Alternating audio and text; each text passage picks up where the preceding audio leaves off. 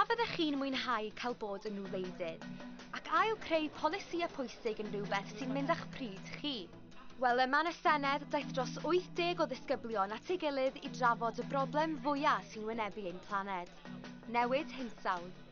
Mae pob bwrdd yn cynrychioli gwlad wahanol, a'r disgyblion yma yn chwarae'r rhan gwleidyddion, newyddiadurwyr a lobbïwyr.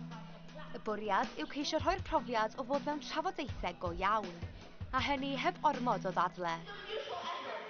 Dyn ni'n actio fel gwledydd rownd y byd, a ni'n trafod fel yr effaith o newid hinsawdd yn y byd. Ni'n trio gwella byd ni'n byw mewn, a dyddiau fel hwn sy'n hollol bwysig i fel y cenhedlaeth newydd. Mae'n dda i gael eu lleisiau wedi eu clywed am unwaith.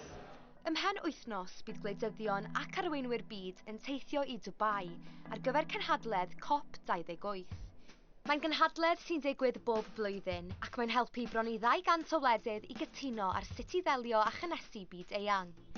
Y bwriad yw diogelu dyfodol y blaned, ond mae angytuno ar sut i'w wneud hynny yn debygol iawn. Mae'r trafodaethau wedi tanio a'r disgyblion yma yn cael y blas o'r gwaith o geisio taclo newid hinsawdd, ond tybed beth yw eu neges nhw i wleidyddion ac arweinwyr byd.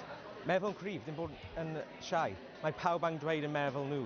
Mae nid ac cifio tu ôl sy'n cael syniad da. Dwi'n credu bod angen bod yn hyblyg. Mae angen bod yn agored i syniadau pawb. Dwi'n credu gwrando ar pobl ifanc a hefyd ystyried pwyntiau mwy eang na just be maen nhw'n trafod. Digonedd o drafod yn y Senedd heddiw felly, a gobaith y bobl ifanc yma yw y bydd y trafodaethau yn COP28 yr un mor adeiladol.